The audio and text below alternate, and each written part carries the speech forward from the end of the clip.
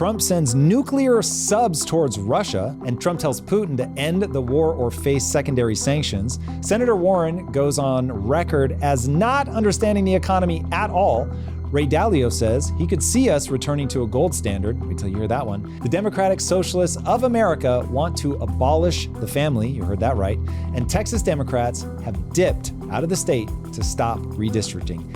That and more as we get into it. So this is Senator Warren on CNBC today. She recently has been promoting and endorsing Zoran Mamdani. He is the infamous now socialist candidate in New York City. This is her on CNBC Market Alert. You mentioned Mamdani, and you are in New York, sort of speaking in behalf of him to a certain extent. You know, I wonder, though, often we see this, and this is a local election. New York does not operate in a vacuum. It competes with other cities. And so this idea of somehow raising taxes on the wealthiest New Yorkers, who, by the way, I would point out, pay roughly 15% of their income right now between city and state. Raising taxes on them will simply drive them away. Shouldn't the focus of a mayor be on delivering services to the constituents of the city and doing that by raising the most revenue as possible without chasing businesses and the high income taxpayers out of the city? Because they can go to Austin, they can go to Dallas, they can go to Atlanta, they can go to Nashville. This is your issue. It's a national issue, not a local issue. The issue is affordability. What would you say to respond to that before we even hear her answer, that a mayor should kind of focus on those local services versus it being a national issue of kind of the taxing the rich argument? Well, so on that, I'm not even sure what he's trying to do. New York is obviously the most important city in America. It is the financial center, not just of America, but the world. I mean, look, China is obviously competing with us now, but it is such an incredibly important place that whatever they do is going to matter, certainly across the country and potentially internationally. So that, like, whatever. But yes, as a mayor, you need to be thinking locally, regardless of whether this reverberates or not. But if people want to know why we're paying attention so much to that as a local politician, it's the same way I feel about California. When I see Newsom do something, I don't think of it as a local issue. I think of it as, okay, he's the de facto leader of the Democratic Party in terms of he's got the biggest state in the union, full stop. And he's running a very much left-leaning Democratic playbook that all the other Democratic leaders are going to be looking at. So that's not weird to me to treat that as a broader issue. And Mamdani, because he's so tied to the DSA, which we're going to talk more about today, to me, it's all eyes on that race as a proxy for understanding where Americans are. All right, let's hear Elizabeth Warren's response. The issue is affordability. Do you know how many working families are chased out of New York City every day because they can't afford housing, they can't afford groceries, they can't afford child care? What Zoran is saying is, I want people to be able to afford to live in New York City. That's what keeps it a vibrant city.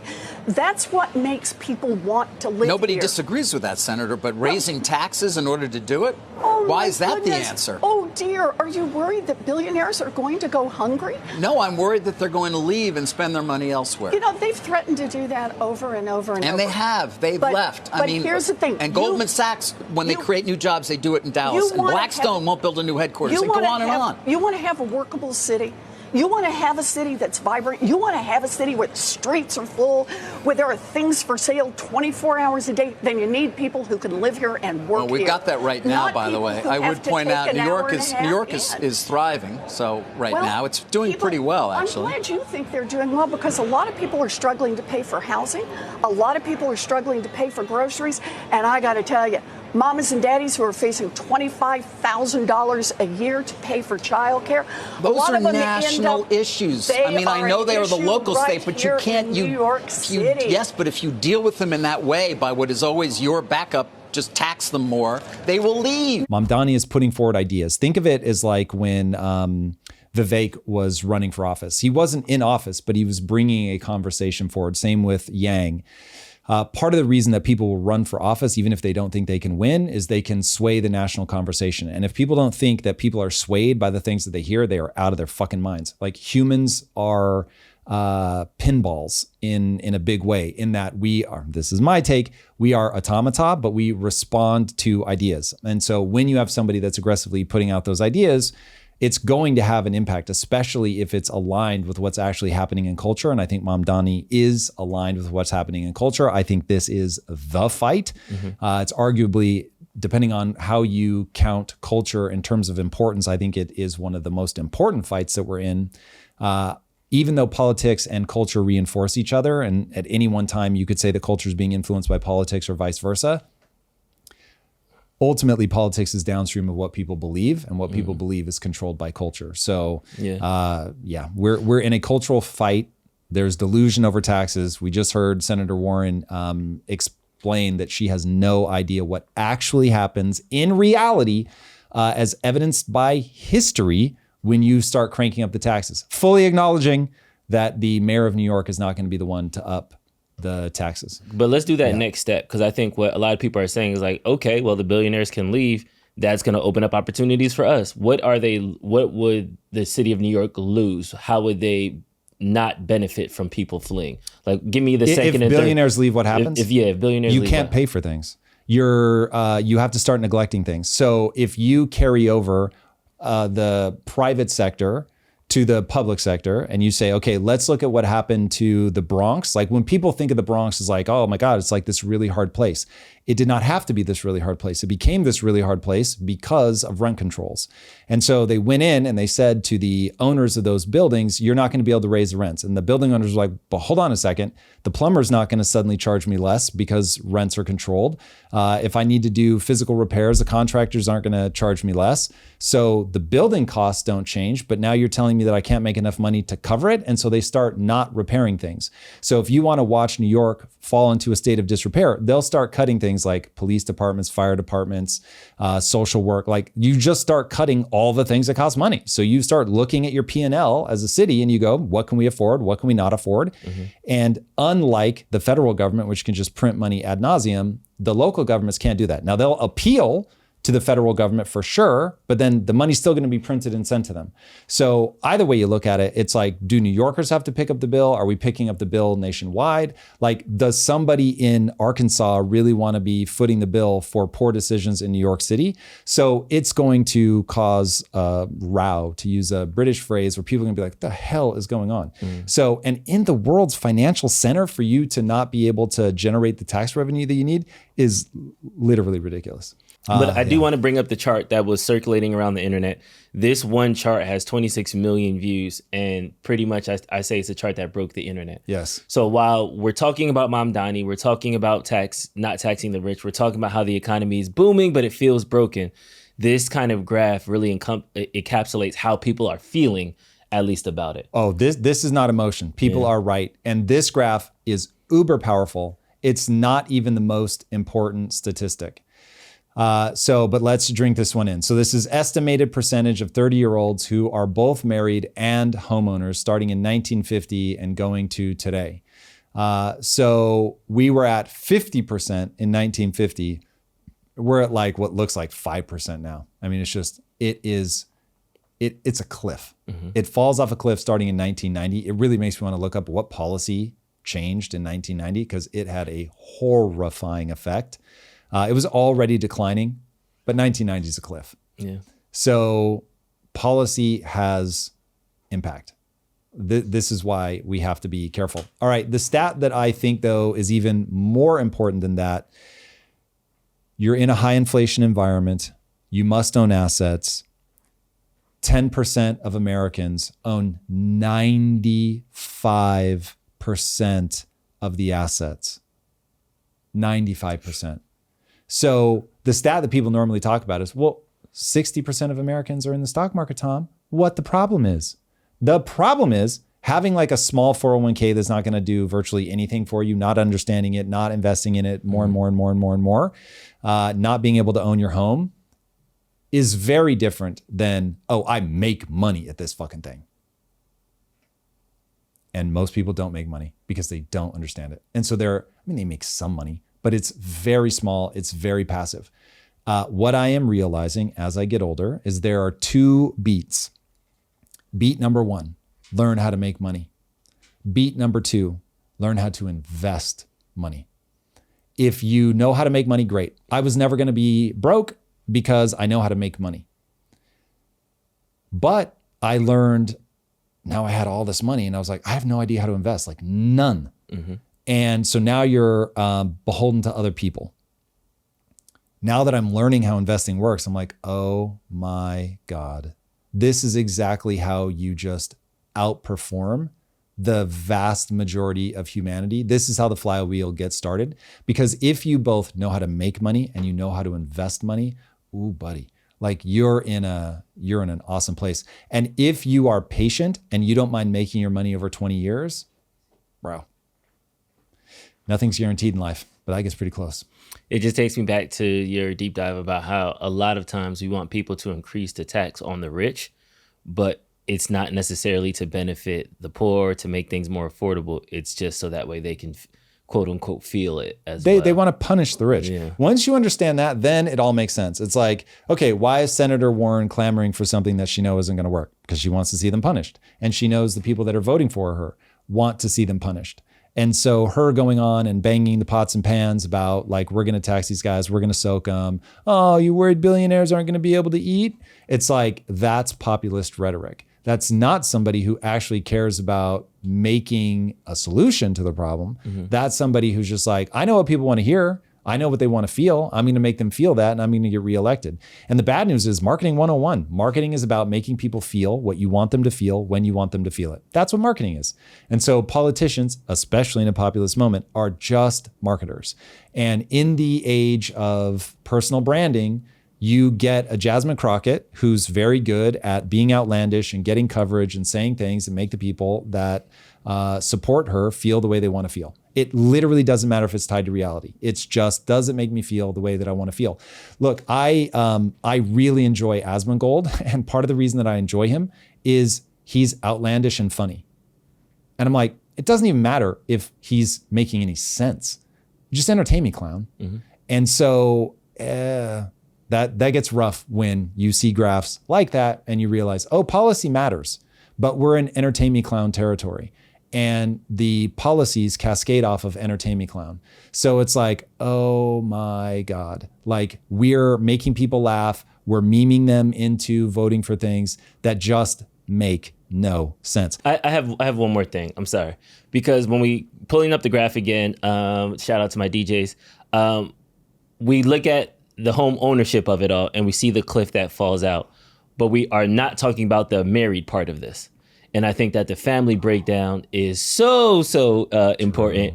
And then that's when we jump over to what that DSA meeting, as well as the Vivek town hall I want to go into. Horizon want to perform abortions in a church. Hold on, because he's already said something so outrageous. He said, pause. The audio is hard to hear. Just for a framing device, this guy says, by the time it's all said and done, I want to see abortions happening in churches. Okay, just so people hear what's being said. Play. The difference between marriage and prostitution is the price and the duration of the contract. We can fight for family abolition, we can imagine family abolition because we have seen Black women do it, because we have seen... Pause, please. We got to take these one by one. The only difference between marriage and prostitution is the price and duration of the contract. Yeah. Quote unquote. Dude, this is people who have this wildly antagonistic view of partnerships, of compromise, of the human experience. Kids belong to the state, not to the parents. A wife is in a prostitution arrangement with her husband just to get access to resources. I mean, we are all trapped inside of a frame of reference. And so when they look at the world, they are looking at the world through that lens. And when you start making policy based on that lens, that the family is dangerous, that you want the government in every aspect of your life, that it should be totalitarian in the complete way that it envelops you. Politics?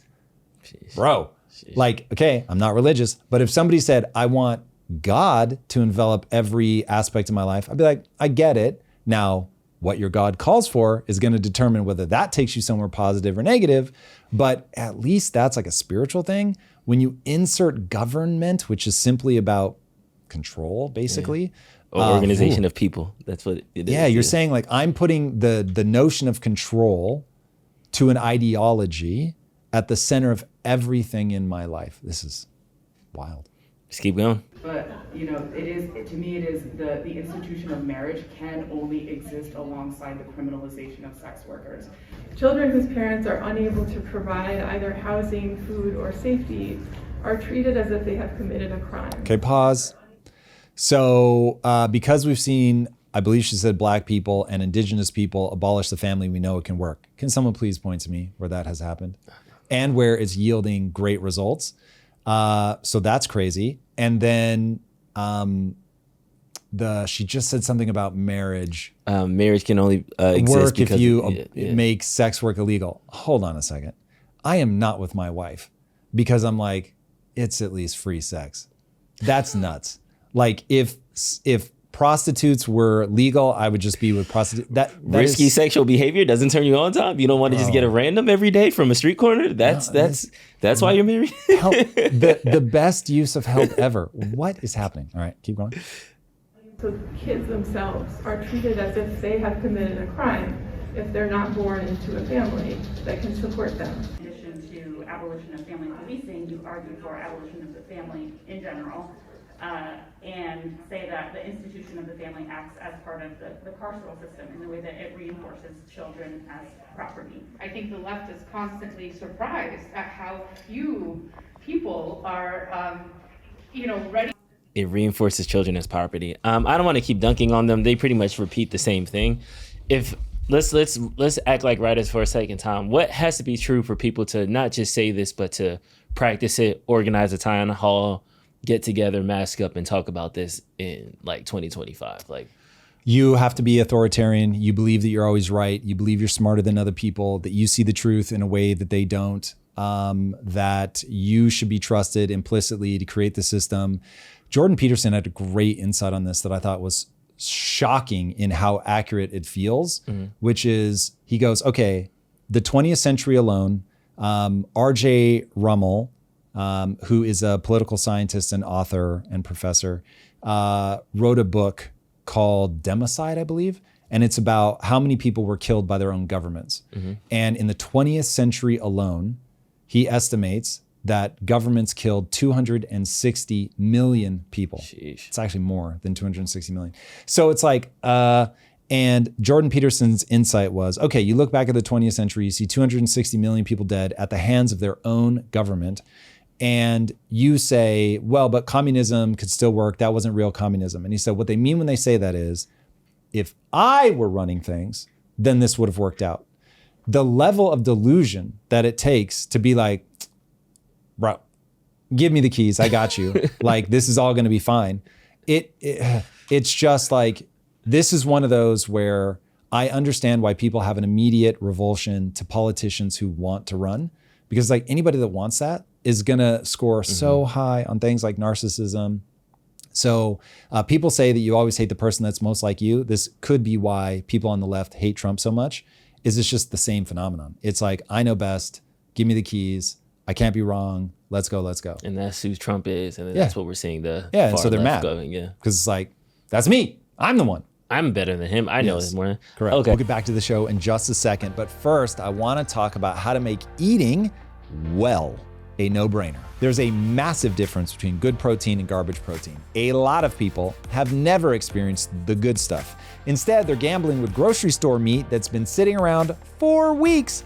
That's exactly why I'm a ButcherBox customer and have been for a very long time. I've got multiple freezers full of my favorites like filet mignon, organic free-range chicken breast, wild-caught salmon, and of course, a whole lot of Applewood smoked bacon. These are the cuts that my wife Lisa and I reach for every day to fuel ourselves. And now ButcherBox is letting me send my favorites direct to your doorstep in the Bilyeu box. You get these selections plus a few more and free bacon for life. Right now, you can get the Bilyeu box plus free bacon for life and $20 off your first box. Just head to butcherbox.com/impact and use code IMPACT. And now let's get back to the show. Moving on, we got to talk about this Trump thing of it all. So it started with Trump tweeting this out last week.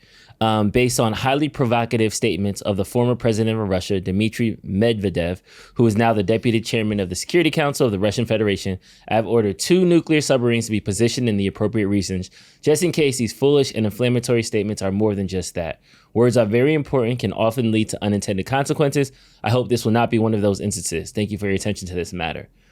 Then he gave Russia a deadline of Friday, August 8th, to come up with a ceasefire with Ukraine.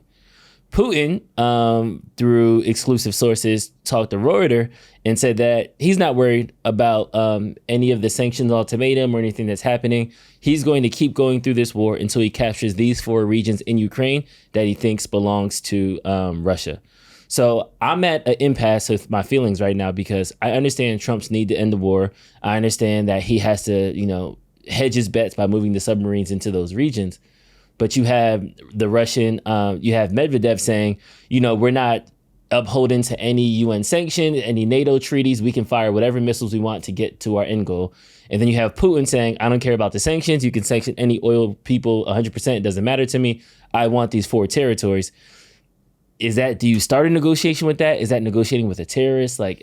I'm not worried about negotiating with a terrorist or anything like that. It's just you are in the position that you're in from a realist lens. Putin is going to do whatever he wants to do up until he incurs either internal pushback from their value standpoint. So they hit a moral wall that they're not willing to cross. Similar like what Israel's doing now, where they're having pressure to...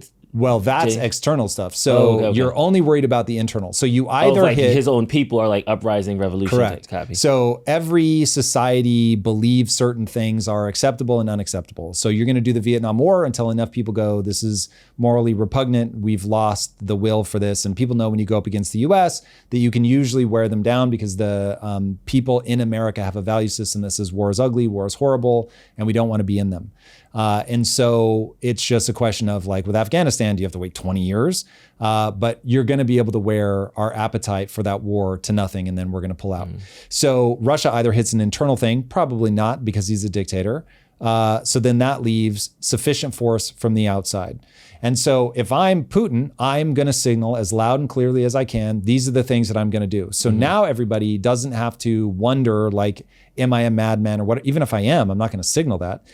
So they don't have to wonder whether they're up against a madman. They're just going to be what they will run up against in their countries in terms of support for them, Europe, America, either funding or directly putting troops on the ground against him, against what Putin is saying. I just want these 4 areas. So people go, they were USSR. Do we really feel like we need to fight for that? I don't know. And so it'll give people enough of the, I don't know, that he'll probably be able to do it unless Ukraine can stop them militarily.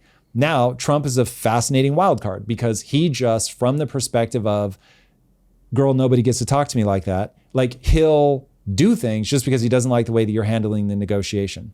And so Trump is walking around in a way that's okay, I am the biggest, baddest world leader on the stage. Everybody's going to treat me as such. If you don't treat me as such, then I'm going to draw a line in the sand. Now, you want a world leader that does that. And I expect to catch flack for that statement. But then I will point everybody to China. And I swear to God, if people go to bat for China and they're yeah, but that's China, bro. You can't, what do we have to do in their region? Yeah, motherfucker, this is how people act. And so when it's your country, don't be fucking surprised. So you want somebody that draws lines. Now, if they draw stupid lines, then you play dumb games, play stupid games, win stupid prizes. So he needs to be very careful. But the fact that he's got swagger, the fact that he's willing to draw boundaries, I'm here for. Now, when you start playing with nuclear escalation, everybody needs to be very careful. Here's where I don't trust myself. If I'm being completely honest, I am so convinced that they're not going to launch nuclear weapons on either side, that this is all theater, this is all posturing. Putin knows if you do anything tactically nuclear, you trigger, everybody freaks out.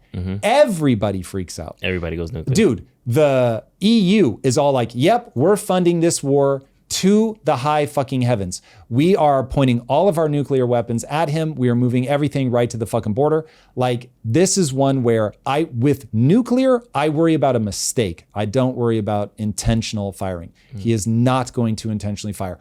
I don't think he would intentionally fire even if he thought, I'm about to lose. I just don't think he would. Yeah. I don't think he has enough disdain for his people that he'd be like, yeah, I'm going to kill 40 million of them. I just don't think he would. Now, again, I don't trust myself. I don't want to make policy. So let's be very clear. This is why I don't run for fucking office. So I don't want anybody to be confused. I'm not a rule for me and not for thee. People should not trust themselves nearly as much as they do. You want to take everything on the masses. I'm not going to lie about how I feel, but I also don't think people should go, well, because Tom thinks it and feels it, I should feel the same way. It's not how this game should work, but that is how I view the situation.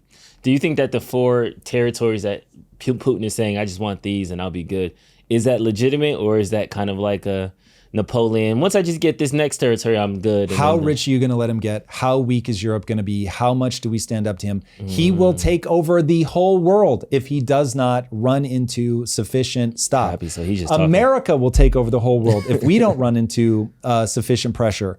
China will take over the whole world if we don't run into sufficient pressure. This is a human thing. This is why I'm saying, please, for the love of God, look at realpolitik. If you've never encountered it, I've done a deep dive on realpolitik. Type Tom Bilyeu realpolitik. The video will come up. This is how the world works. Everything else is confusion. Every leader will keep pushing until they hit one of two things. Internal value systems of the country say stop, or you meet a force from the outside that you're like, this sucks. Yeah. The reason Alexander conquered the entire world is that's what these people do. The reason that Genghis Khan conquered the entire world was that's what these people do. They keep going until they hit a force that they cannot overcome. That is the world. If you start reading about Xi Jinping, it is going to scare the life out of you, because he holds these little meetings and he says to the Politburo, this is what we have to tell the world right now. Mm-hmm. And then as soon as they get strong, he's like, moves the goalpost. This is what we tell the world right now. And then when they get stronger, this is what we tell them. There will be a day, if they're not stopped, where Xi Jinping goes, and now we're taking Taiwan. That isn't a question. And anybody that thinks that's a question does not understand human psychology, does not understand realpolitik, doesn't understand history. So all this information is there for anybody that wants it. So Putin will take these first 4 because he has a story that he can tell about that's going to be very good for his country. Mm-hmm. And then ambition will grow in the Eden. And if that works and he's recouped, he's licked his wounds, he sees a succession plan or feels like he can see himself living for another 15, 20 years, whatever, he's going to go, okay, cool. We need to regroup for a minute. We need to let our economy boom. Everybody gets fat and happy again. Then once they're fat and happy, we'll see. And if in the interim, EU is now spending 3 to 5% of their GDP on military, he'll be like, okay, now's probably not the time. But if the EU gets fucking eaten alive by unchecked immigration, they have just value problem, up, down, left, right, BA, select, start, and they're just in total disarray, then he's gonna be like, Poland looks pretty tasty right now.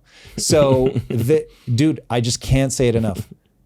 People will go as far as internal values allow them. So the country's appetite for the war. And if there's unchecked, you're watching it happen in Israel right now. Guess how far Israel's going to go? Until they're checked. That's it. I don't understand the confusion. And by the way, guess how far Hamas would go? Until they're checked. So it's just that Israel fucks people up when people come to play.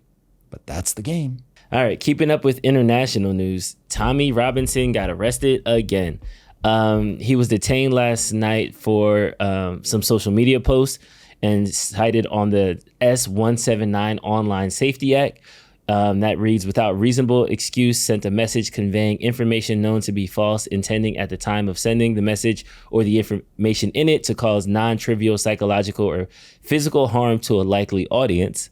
And then S-127 Communications Act, a person is guilty of an offense if he, A, sends by means of a public electronic communications network a message or other matter that is grossly offensive or of an incident indecent, obscene, or menacing character, or B, because there any such messages or matter be so sent. How dumb do you have to be to make that a law? How is it possible that the country that gave us 1984 is becoming 1984? Like, it's wild, man. So yeah, I don't understand. If you don't have freedom of speech, you don't have the ability to think, you get two-tier policing, you get all these crazy like resentments bubbling up under the surface. Again, people are so convinced they're right that the government does not want to hear dissenting voices. The reality is you need dissenting voices to figure out what's actually true, what's actually working, and they don't want it. And so it was startling to me to find out that America is the only country that I'm aware of that actually enshrined freedom of speech in writing in their constitution. Everybody else, they kind of allude to it. There's like a spirit of it, but they don't actually have it. The UK does not have freedom of speech, very clearly. And they're arresting something like 35 people a for tweets.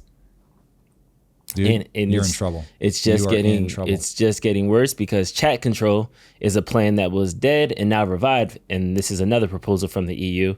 It would force apps like WhatsApp, Signal, and Telegram to scan every message, photo, and video starting in October, even if encrypted. France flipped to support. 19 of the 27 member states are now backing it. Germany's undecided, but if Berlin folds, mass surveillance becomes law by mid-October. The excuse, stopping CSAM. The reality, total algorithmic surveillance and the end of private messaging in Europe. So they already have the laws, and now they're scanning texts, even encrypted app platforms to get it. So it just seems like a pipeline for that law. I just read that. Dude, this is, imagine being arrested for something that you DM a friend. Now, I know people are going to say, no, that's not what this says. Ask, does it make it possible? You already arrest people for what they post publicly. And now you're making sure that you can scan what they're doing privately. Why? For what? Yeah, for what they're going to say it's to protect kids. I love protecting kids. Amazing. But it is going to be used for all manner of thing. So, man, you get what you vote for. You get what you vote for.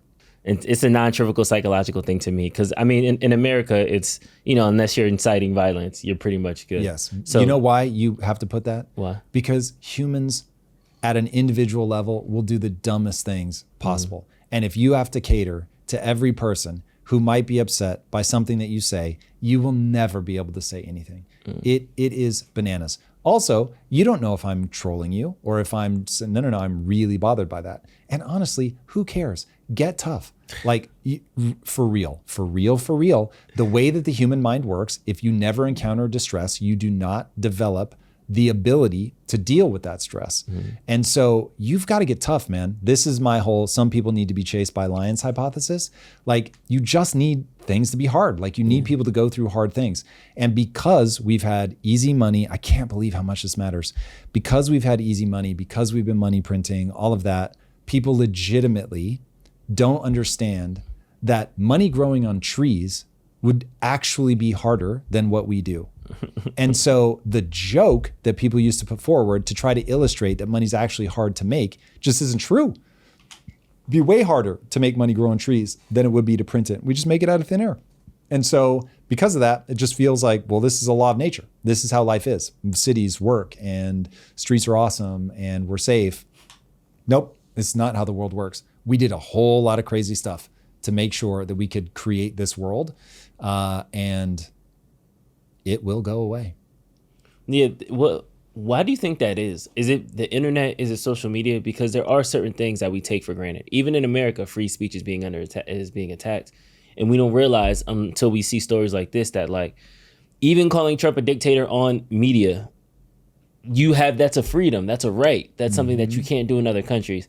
Even if you say he's the worst and you say he's a PDF file and you say all these other things, you have that privilege. That's something that not everybody can do across other parts of the world. So, but even that is now disinformation, misinformation. People should only say these one things. I should be able to control the means of production. There just seemed to be this. Warm up your James Burnham finger for me. So James Burnham gives the ultimate breakdown of what is happening right now, which is the elites forever have been able to control the things that we see and believe. I mean, dude, forever. People think that there's something called objective truth, and there is, but it's physics. Everything else is interpretation. Given that we don't even understand physics well, it's just true. Humans don't know how to interface with what is objectively true, which means anybody who realizes, oh, I just need to control the way you see this thing. Doesn't matter what the thing is. I just need to control the way you see it. I need to control the frame. That they're going to win. And so you get very smart people who understand, oh, this is a game of frame control, and then I can manipulate people as much as I want. And forever they've been able to do that. Social media is breaking that. So they need that control again. And so now they're using censorship and all of that to get the control back. And they're either too dumb to recognize that they're actually driven by resentment and control, or they're just malevolent enough to not care that they're driven by resentment and control. But the reality is they want control. They think they know best. They want control over you. And so they somehow have a failure of imagination and don't realize that will be used against them. So all these people are trying to put rules in place that they think that they can use to keep you in check. You the plebe, you the peasant, you the dumbass. Like, we're going to keep you in check. This is why Sam Harris, who I love and think is brilliant, and I'm so glad he exists in the world, I was so distressed to see that he has encountered the same fact that I have encountered, which is that many people in the world are dumb, and many people in the world are dumber than him. And from that, he extrapolated. And so these people need to have certain things pre-filtered, pre-masticated, because I, Sam Harris, do not want to live in a world where they get to be manipulated and then vote. And I'm saying, bro, you want to manipulate them too. You just think that your manipulation is for their own good in the right direction. And I'm like, you can't do that. And so I am prepared to live in a world where people that are, by every measure that you could possibly measure, dumber than me. And the reason that that's not me saying I'm at the top. I'm just saying there is a percentage of people that will, from a numbers perspective, be far larger than one. And so they will be able to outweigh whatever vote I have. And I'm perfectly willing to accept that I'm going to live in that world, because that is the only check against tyranny. And once you understand, you're the one that we have to worry about. I'm the guy we have to worry about. Everyone has to worry about themselves, going, no, I got this. And now just let me be in control for a minute. And maybe partly because I get to do that in companies, and I'm like, yeah, no one gets to tell me what to do. I can do whatever the fuck I want. And I see sometimes it works and sometimes it doesn't.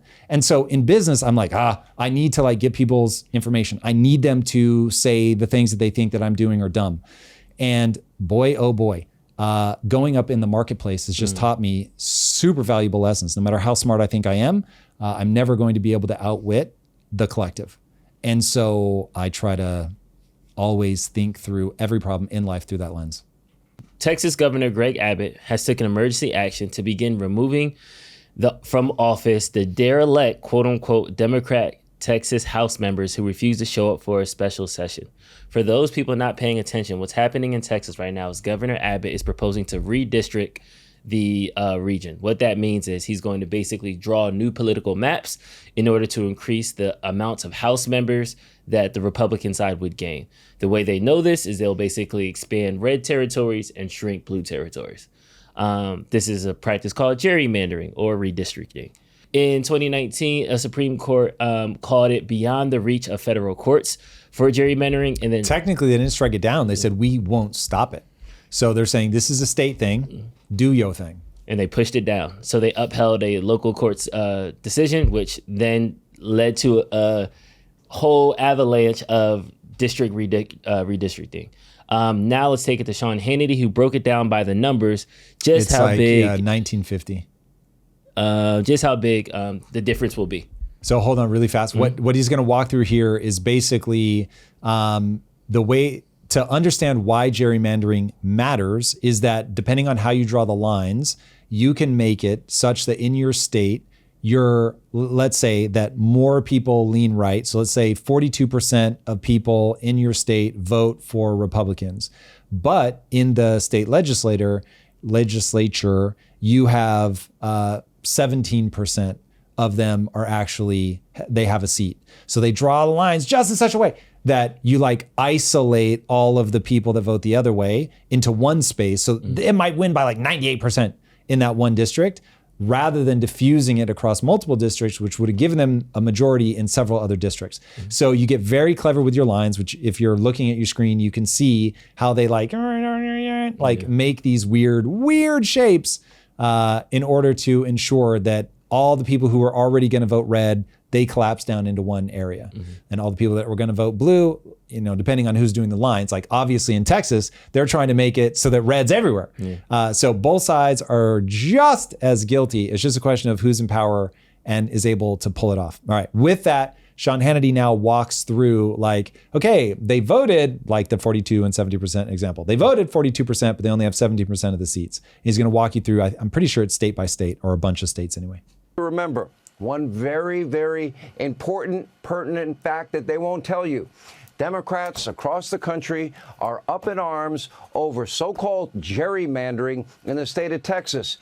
This is the exact same practice not only carried out by Democrats in deep blue states for decades, but it has been mastered by Democrats. Matter of fact, let's look at the numbers. The numbers don't lie. Let's start with Gavin Newsom's socialist utopia of California. Republicans, they won 39% of the House vote, meaning for Congress, but they only got 17% of the seats. In Connecticut, look at this. Republicans won 40% of the House vote, 0 seats. Illinois, where Texas Democrats are now camping out. They have perhaps the most gerrymandered map in the nation. Take a look at that. In 2024, Republicans, they won a very respectable 47% of the statewide House vote. They only have 18% of the seats. In Maryland, Republicans got 35% of the statewide so House I think vote. we get the idea that this has been happening, will be happening, is a thing. But the question is this going to escalate? Is Abbott actually going to arrest people? And I think I made my thoughts very clear on everybody going straight to arresting people. I think it's a bad look. But it does seem that we just keep wanting to flirt with this. Now, again, because I haven't been in politics for very long. I don't know if this is like everybody always threatened to arrest everybody back to like the 1960s, or if this really is the recent phenomenon that it feels like. This feels like it's escalating. I hate the way that they're both sides. Like, 1, don't run from the vote. 2, don't make your first attempt always to arrest people. Like, if you want to put a reasonable amount of time on it and say, look, guys, we get it. You want to draw attention to this issue, understand, do your thing. This is how politics works. But if you're gone for more than, whatever is reasonable. I don't know enough about how these votes take place. If there's like some certain amount of time that they can, like if they stall it for 2 weeks and then you can't vote for it anymore or something like that. Obviously, I wouldn't want them to be outside of that, but. So this is also similar to the Supreme Court appointee. So I remember back in I want to say it was like the 80s, where Joe Biden, when he was just a senator, blocked a Republican's nomination for the Supreme Court. He ended up getting overpassed. He tried to, when they take over the filibuster, he tried to filibuster, ended up getting overruled. The Republican nominee got in there. So, Obama tried to have a Senate, a Supreme Court justice. His got blocked. Trump's got blocks, and then we kind of keep doing this tick for tack thing. The thing that I'm frustrated with, this entire argument is why I hate politics, why I think the red team, blue team is all just a distraction, and while like they don't actually care about you, although they might say tax the rich, they might say things that make you feel like they're paying attention to you, they're not. This is a game of power, and this is 100% a power game. And it's just, now that the red team is in power, we're going to do as much as we can to redistrict and draw these lines. And the Democrats skipping town are the same things the Republican did when the Democrats tried to do it. So I know that, yes, this is a both sides thing, and yes, it happens. But it's at some point we have to say, okay, guys, this is the rules of the game. Now let's work within that, as opposed to every time the other side gets into power, we're trying to make special exceptions to the rule.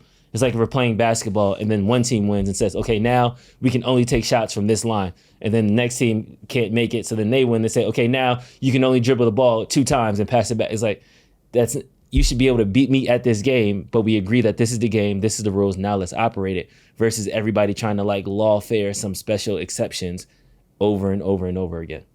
So how did the 10-year rule get set in the first place? That was one of those like historical things that was just. But it's just like, this is how we do it. This is how it's always It's not been like done. it's documented anywhere. Or I don't think it's that. like constitutionally or anything like that. Yeah, I mean, look, I'm with you. Like when you've got a settled set of rules and this is how we do things, I love when people adhere to like, these are the common practices, the whole idea of British common law. I love it, I love it, I love it. We're not in that moment. So this is a populist moment. Everybody believes that they're fighting. I mean, you hear all the time, Donald Trump is an existential threat to democracy, blah.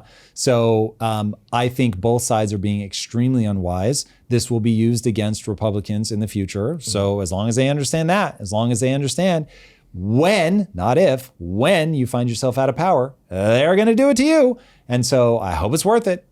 But thank you, Tristan Thomas. Before, they would only do redistricting after the census. So that's why it was every 10 years or whatever like that.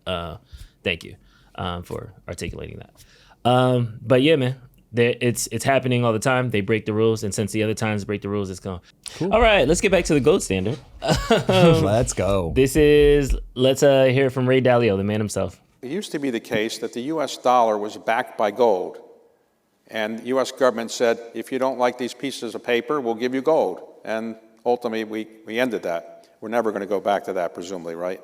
Probably, presumably, that's right. But not if you watch these these cycles, that because you have the devaluation, then people don't have confidence in the fiat system over a period of time. And through history, they've at that point, the way that works is you print all this money, then you pay the debt with the cheap money, but nobody wants to hold it, so then they go back and link it again. It is conceivable that you can see a relinking of gold to money, but that's way in the future. Right. First of all, Ray is a national treasure. We need to protect him at all costs. At all costs. It's really interesting to watch him talk about this stuff because he is, the depth of knowledge that he has about how the economy works may quite literally be unparalleled. And he's like talking at this first grade level all the time, like walking people through. He's like, I'm, 75 years old now, and I just want to like pay it forward, and I want people to understand how it works. And he can just do it ad nauseum, just over and over and over and over and over. But this kid is a gangster. Do not for 1 second forget, there is no human alive that has ever made more money betting on he understands where we're at in the monetary cycle. Nobody. And so here he is, like this soft-spoken old man. Like it's like, this guy's a savage. So the fact that he's saying that we, in the future, will probably, technically said, we probably want, but then went on to say, yes, this is exactly what happens. This is a cycle. What he's trying to hedge against is, I think like me, he holds hope that we'll find a way to back off the precipice, at least for, his timeframes give us like you've got like another 50-year shot to like be at the upper edge of where he's like, no country's ever made it beyond this. But if we could punt for 50 years, I'd be ecstatic, because that certainly would get us on the other side of AI. So it sounds like he's saying the cat may be out the bag, but it's not like a toothpaste out of the tube situation. Like the cat you can capture and throw it back in the bag. Yeah. It will scratch around, it'll be bumpy, it'll be a messy ride, but you could get a cat back. But so I feel like I love that analogy. That's what I was trying to like, versus nice. the toothpaste, you can't re-toothpaste it. You're getting scratched. Yeah, you see. But yeah. I don't think we can though, because like fiat gonna fiat. Like we're addicted already. Like fiat gonna fiat. There's no doubt about that. Here's how it would happen. Right now, growth is your only option. And so you cannot count on the Republicans. You cannot count on the Democrats to balance the budget. They're not going to do it. So given that no one's going to balance the budget, your two options are growth or pain. Both of those will reset the system. But the hope being that we get enough growth. I had really held out hope in the beginning that Trump would slow the spend, but he does not show any signs of slowing the spend. But he is doing things that could unleash growth. We haven't unleashed enough yet that I'm confident that it will work, but the timing of him deregulating with AI, maybe. That's your only shot. Like that's the thing that allows me to sleep at night is okay, like maybe we grow our way out of this. That seems like it's an optimistic way that we can. I almost never talk about it for that reason, because I think people need to really focus on this is what's happening. It's happening today. Once I realized, okay, we probably can't save everybody, but we can save individuals, then I'm just going to make that my pitch. Don't worry about saving everybody. Save yourself, save your family, save your friends, and whatever change happens will ripple out from there. And I'm sure this is exactly what people in crypto have been trying to get me on board with forever, which is crypto's a lifeboat. I hate the analogy of a lifeboat because a whole lot of people are going to die in that very, very cold water. And so, yes, I'm glad that I have a boat, but boy, oh boy, I don't like that there aren't enough boats for everybody. So, okay, so we have the growth versus pain option. What does the pain option actually look like? We default on our debt. We owe people a shit ton of money, but like mass unemployment. So I understand like physical pain, but from a fiat perspective, would we eventually be able to default on our loans, get loan forgiveness, and then we'll have a fresh bill of credit? Like, how would we restart from a financial systems perspective, not necessarily the unemployment pain to the individual perspective? So once you default on your debt, the whole game becomes how do you reconvince people to invest in you? It took Argentina 100 years. Just to give you an idea of what's at stake. Same thing, the story of Uganda. It's absolutely fascinating. So Idi Amin comes in because of some shenanigans that the British were doing. Indians, which made up less than 1% of the total population of Uganda, controlled 90% of businesses.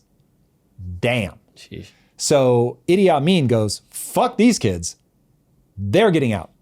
And so he boots 50,000 of the like 80,000 Indians. And overnight, their economy collapsed. And it was like, whoops, it's been 50 years. Their GDP is still stuck at $1,000 per person. To give you an idea, America is at like 86,000. So we're almost 86 times better from a GDP per capita perspective than Uganda 50 years after they were doing way better than they're doing now. So you've got Argentina, whoops, fucked up, 100 years.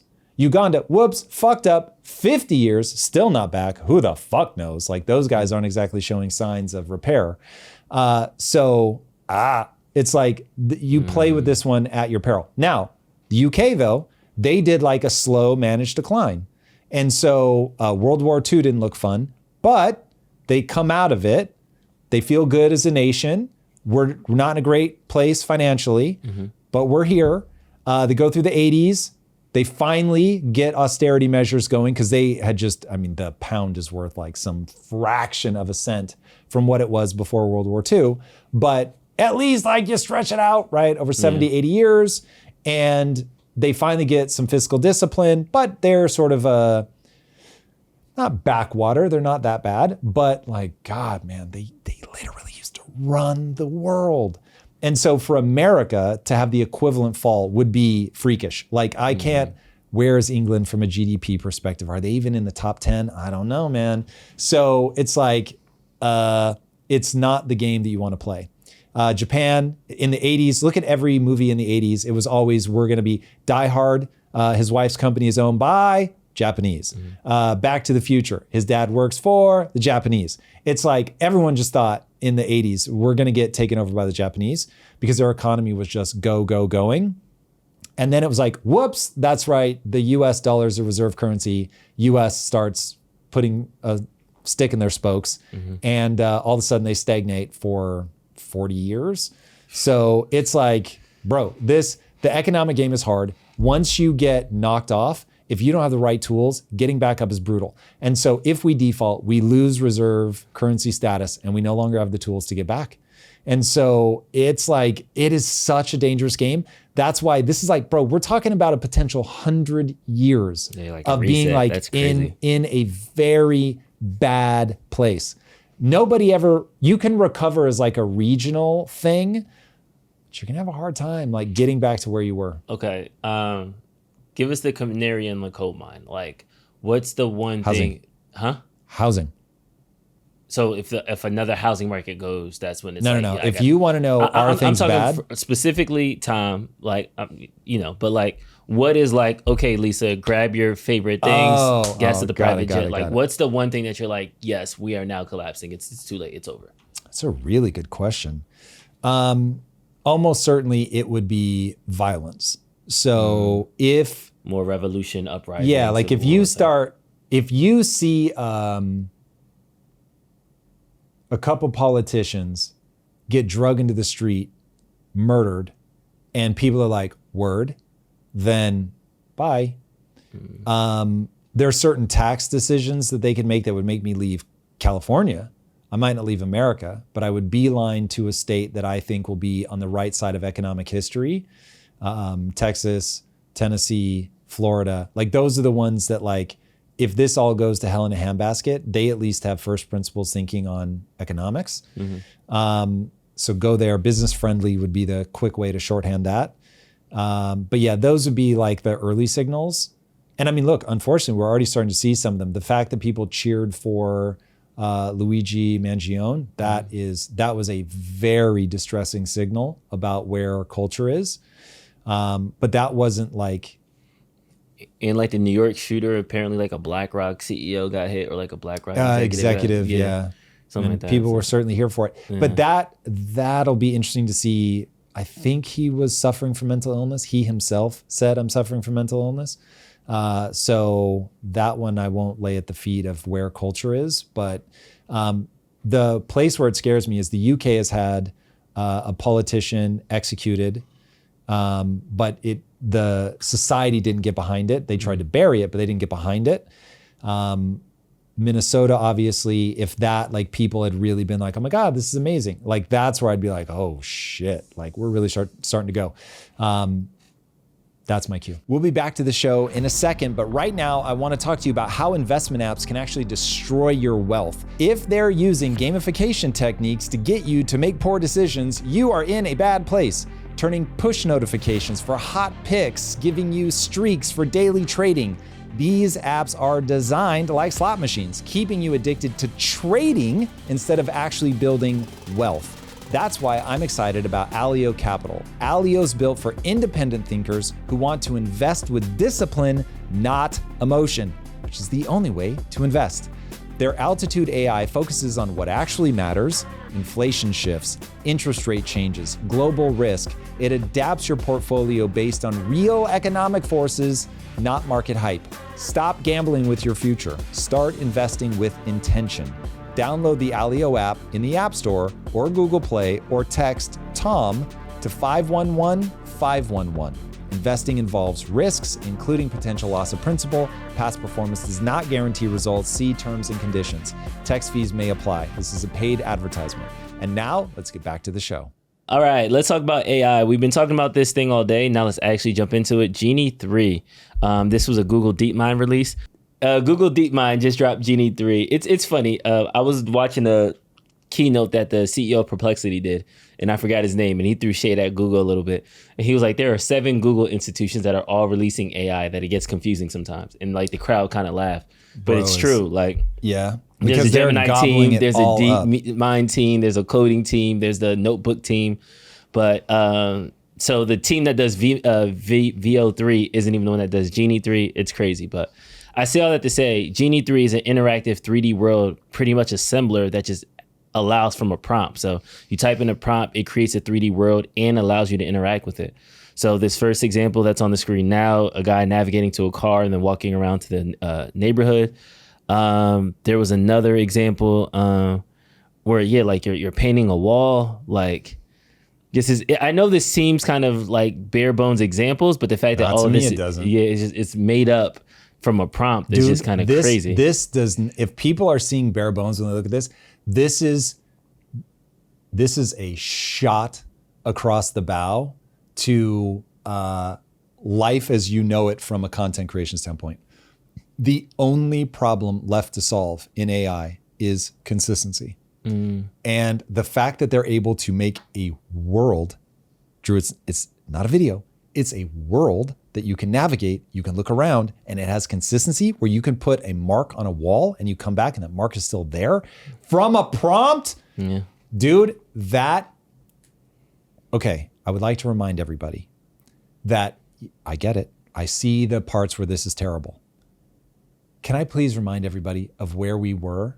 Like, what was it, 2 Christmases ago? So we're about to hit the 3rd Christmas with ChatGPT. I think that's correct. Came out right before Christmas. Yeah, 2022. Remember all of us sitting around being like, oh my God, this is wild. This is the most insane thing. And then you make a couple puppies like wearing a top hat and you're like, well, it's not that cool. Yeah.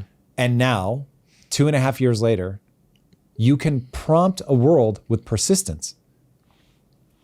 People, there's something agents, so not to weird. mention vibe coding, not to mention all the spin-off companies that now do AI things. There is something so weird about the way that humans just acclimate. Nah, that's nothing. Nah, that's ugly. Nah, it looks like AI. What the fuck? Like, it can. Did you see that I send you? There's a video. It is like 3 minutes long. It is a single shot of AI. I did not 3 minutes long, because all you have to do is create a video, grab the last frame, say start from this frame, and now do this, grab the last frame, and now do this, and you can just extend. Literally, he could have made a 3-hour movie. Now, of course, it's awkward. It looks like AI. There are places where the character starts to look weird. We've gotten here in 2.5 years. This is improving at 300%, not a made up number, 300% year over year, according to Sam Altman, who is one of the people closest to this. Elon Musk is trying to slap Sam Altman around. He's got the biggest AI cluster ever created. So if Sam and his rinky-dink setup is 300% year over year, what's Elon and XAI going to be? We talk 350, 400? Dude, this is going so fast that as somebody spending a tremendous amount of money developing video games, I am like, thank God I have a rule in my life that says at all times you are moving forward. It is very okay to make mistakes. The only mistake would be to stand still. Because if I saw a persistent world where I'm like, oh, 3 years ago, that would have taken me 18 months and cost $3 million. And it's now a fucking prompt. So I get most people are just going to freeze. They're just going to be like, this is changing too fast. I don't want to be part of this. So right now you can already vibe code some really basic, like, think of it as a dungeon crawler. Yeah. It's so insane. I remember when the guy, and this was what, 4 months ago, when the guy, I think that may be a literal number. The guy coded the airplane game and like multiple people could play it. And he like vibe coded the whole thing. It was really blocky. But it was like, yeah, it was an air combat game that multiple people from around the world could sign on and play, and he vibe coded that thing. That's only 4 months ago. And you've now got XAI putting out this dungeon crawler stuff, which, I mean, look, it looks like Super Nintendo. But we went from it doesn't exist 3 years ago to 6-ish months ago. It's like these super blocky things to now it like looks like a Super Nintendo dungeon crawler. It's like, bro, 6 months. Keeping the AI train going, 11 Labs Music just released a crazy iteration. This basically is promptable AI music, and it's lyrics, gorgeous. History, classical, layered. Nothing was off the table, and this is like the compilation video that they released. Are we at 2x or normal speed? Normal. You gotta soak it in. That's what I'm saying. This is AI generated.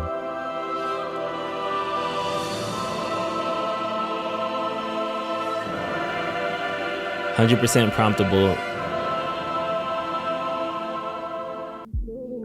Remember, this is the terrible version of this, and it is only going to get better.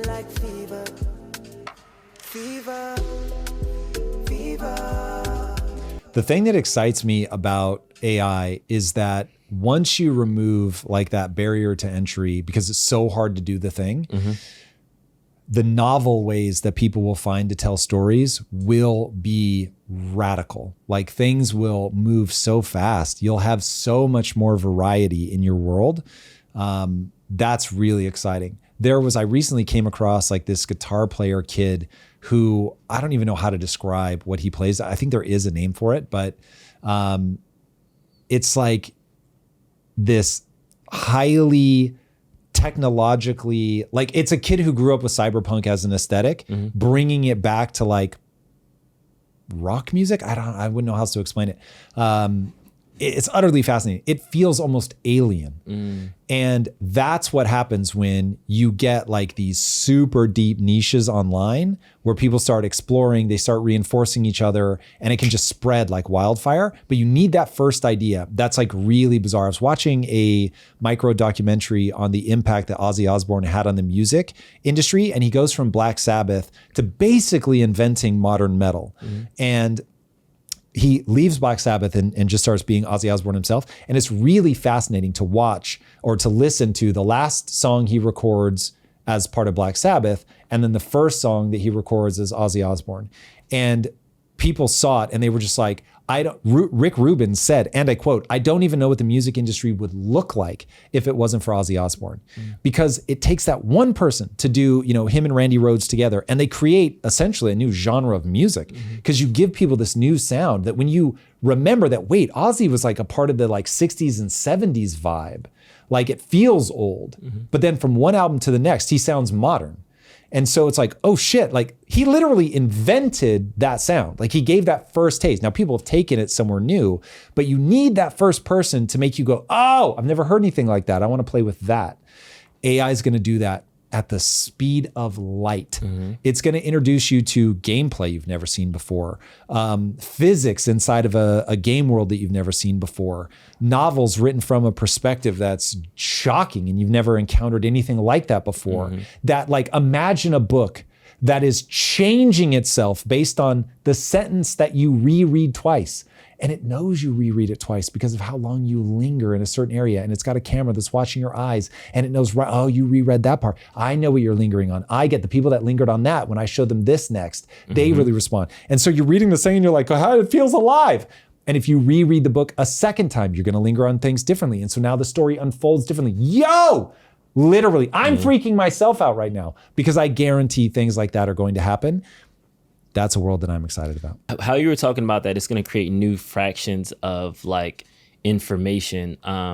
It reminded me of kind of the story, the showrunner Fable AI tool that is launching, the AI for Netflix for AI, where literally we create a world, we create an ending, and you might say, I don't like that ending. Then you kind of go and like change it and do things like that. I was literally talking to my friend and she was talking about, I want to say she was talking about improv or something like that. I forgot what we were talking, but she was like, it's like watching a movie, but it listens to you when you like shout out things. And I love that. And as soon, like, she was just saying it in a different context on something very minimum, but that's what made me think like, oh, there is a market for this interactive media. Like, you like this thing, you like where it's going. You laugh at this part. Okay, let's make it a little bit more funny. Right. You cry at this part. Let's make it a little bit more sad. I was watching Cousin Vinny for the first time yesterday, and super funny movie, young Danny DeVito, Marissa Tomei. And there was a certain part that was serious, but just because of the time that passed and the nature, I laughed. Joe Pesci, just for the record. Who I say? You said Danny DeVito? Oh, yes, Joe Pesci. Sorry, Joe Pesci. I was like, Danny DeVito, I don't remember. No. But yeah, there was a part where like I laughed, but it was like a more serious part, but like the eyebrow was moving. And so I can kind of see this like organic twisting of content going forward, that it literally relies on you to complete it. And it becomes more of a unique experience versus this, everybody look at this thing that I've done and you're going to like it. Versus like, what do you want? Let me give it to you and let me kind of serve you individually. So it feels unsettling because I'm so used to the first way, but it's also in a sense kind of rejuvenating because like, okay, well, if it is very unique to me, then maybe it will be the perfect content and maybe it'll finally be something that I like, or, you start to get excited about the possibilities. But I think the vast majority of people, just like now, aren't going to want to be creators. They just want to watch. But these tools are going to let creators make things that are really, really tailored so that it'll be like your friend group will be like, watch the Drew variant of House of Cards, whatever. And it's like, oh, yo, the Drew variant, like, don't get the other one. Like the Drewski variant is terrible. You want the Drew variant, right? It'll be like that. And so you'll go and you do the search and you'll look at it and be like, oh shit, 5-star. It'll be like 180,000 reviews. And you're like, oh damn, I guess this is the one. And so there will be like all these different versions of something that people will get into.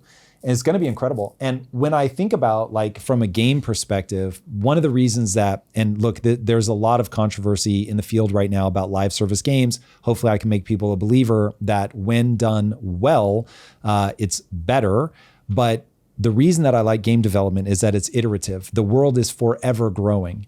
And you can certainly, like, if people want to know that, like, I want this, you know, opening sequence locked in time forever, you can do like a timestamp or whatever. And here's the game as it was then. But the worlds get bigger and bigger and more complex, and there's more content. I forget what game is Baldur's Gate, maybe not. I don't know. Anyway, one of those early MMORPGs that like 15 years later, they're still building it. They're still adding new content. That is my fantasy. Crazy. That is what I want Kaizen to be, where it's like 15 years of just more additive content that stacks. It's not like, it's not just the reset. Like, I love the reset part of Fortnite. I don't want to get rid of that. Long explanation of how we're doing that in Kaizen. So you want some things that are like, it's this season, it's unique to this. But you also want an amount of the world that's there. It's going to be there forever, and it's getting bigger. And it's just like, I think that's incredible. So with AI and the fact that you can iterate so fast, and then if users can build, you really are moving towards Ready Player One. That was the thing I found the most interesting, was you're exploring a universe. And because so much of it is made by players, essentially, it's going to be incredible. Yeah. And Hunter Biden, of all people, kind of grounds us on the other side of AI and the harsh reality of automation. In-N-Out is fine. You don't tip at an In-N-Out. I do. What, you tip at an In-N-Out? Yeah, they have to wear those hats. You know what that feels like? Serious conversation? I met somebody that is in the, owns fast food franchises. His McDonald's employs 55 people, okay? He went all AI. Oh, okay? Man. It's about a $2 million investment per McDonald's, okay? He only employs 5 people now. Oh. So his margins go up by like 27%. And he'll make back the $2 million investment in under like 18 months. Think about this. There's about like 13,500 McDonald's in the United States of America. I did the math. If every one of them went down to 5 from 55, lost 50, on average 50 jobs, it's 670,000 jobs in America. That's just McDonald's. And it's just McDonald's.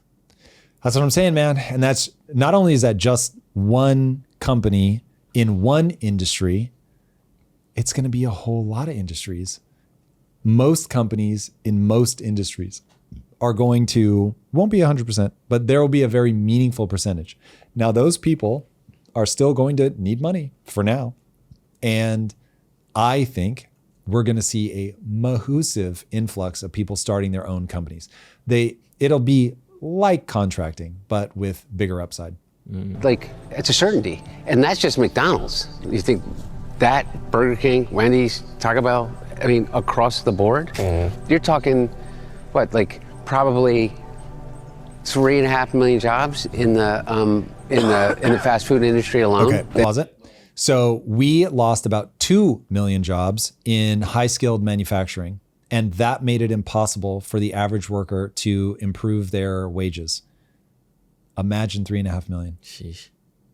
That's one industry. I'm telling you, like this is going to hit like a asteroid. Like, this is not going to be a small effect. This is nuclear winter for people who are not prepared. And yeah, we need to be ready for it. And a big way to be ready for it is, one, understand the system, understand how much money they're going to print, understand that you need to own assets, on, and all the things that we talk about. But if people don't treat this as an asteroid whose impact will be felt over the next 7 years, then, ooh boy, you're going to get caught off guard. It will, AI easily within the next 5 years, if not 3 years. So I've flipped my thinking about this whole AI thing. You're either going to have a massive extinction event, or it's going to be really good with a rough patch in the middle. Because if between supercomputing power, which we're there already, okay, like quantum computer, we're not a quantum and yet, deploying AI is like, how is it that we don't figure out the commercialization of nuclear fusion within the next like 5 years? You will. These are already coming back on board. So pause for a sec. There was an announcement. It's in the spreadsheet. There was an announcement that we're bringing on like 15, I want to say, something for version 4, something for nuclear reactors. Is it right there? Oh, I think you were so close. Unfortunately, that's one about nuclear war. So there will be 2. Anyway, we're already bringing this on board. Yep. America is re-nuclearizing here. How many of them? 3 next generation. Gen 4 reactors. Only 3. Okay, so I made up the 15 number. My apologies, I was way off. But hopefully that is the beginning of something but these are coming online by next summer. I think you're gonna find the data centers that you just have to have it. And so given that Trump is in office, given that you really are in a race against China for energy to power the AI, I think you're gonna see more and more of those spun up. And if we do that, a limitless source of power without any carbon emission or waste at all, like that could solve we just saved the earth basically. So that's where everybody kind of is that this is going to be the best thing ever, or it's going to be a long winter. It was the best of times. It was the worst of times. That is exactly what's going to happen. If you want a thing, it's going to be amazing. If you want self-respect, it's going to be a bloodbath. Ooh, what do you mean by that? Because people get self-respect from making progress towards something that matters to them and others, and they will have no idea how to do that. That's why I'm telling you, like, a big part of this is going to be building virtual worlds. People are either going to en masse go to Mars because they want to reset the game on hard mode because things just got too easy and it's not fun anymore. But that's really only for people that will have a deep understanding of why they feel the profound disease. I think people, when they go into everything's too easy, everything comes too free, that they derail in a different way and they become mouse utopia, and it's like we just turn on each other. So assuming that we can get through that, I think this is where people turn to virtual experiences where it's like, okay, cool. I want to go on the greatest adventures ever without putting my body at physical risk. And that's where I think this gets extraordinary, where you're like, yo, I'm really invested in this thing, like going on these quests, and just not risking your physical body. Because in a world of abundance, that risk becomes a choice. Going to Mars, there will be plenty of people that choose it. It's crazy that this is a real conversation.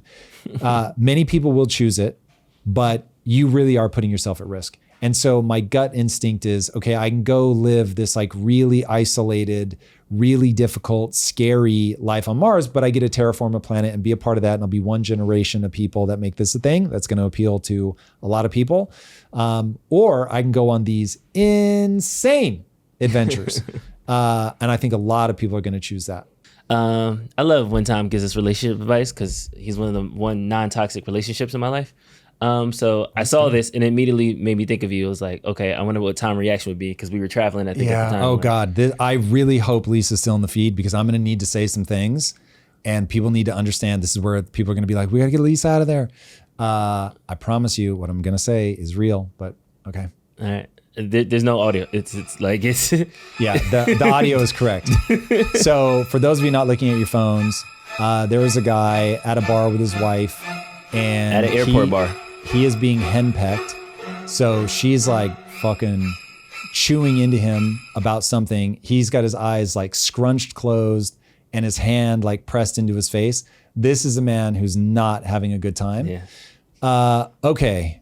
Oh God, here we go. This is somebody who has never been checked. She needs to be checked. Not physically. I am not talking physical at all. I have never once, and I mean never once,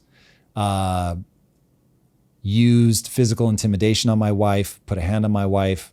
Bad game. Bad game. You're going to scare them and that's game over. But for sure, you need to lead. You need to make it abundantly clear that, hey, listen, I've upset you. I understand that. And I want to parse through that. But the escalation that you're doing right now is not helpful. You need to back down. You need to get control of your emotions. At this point, like you're going ham. This does not make sense. And so if Lisa were going at me like this, I would literally, admittedly, I have a mode, my wife fucking despises it, where I don't have emotion. You are now talking to a logic center. And I do that partly to diffuse the escalatory emotions where it's like, nope, that's not going to get us where we want to go. I have registered, I've triggered something. This matters. Your emotions indicate we have a problem. Cool, I accept that. I accept that I have a responsibility in this. We're going to get to that, but you need to de-escalate immediately.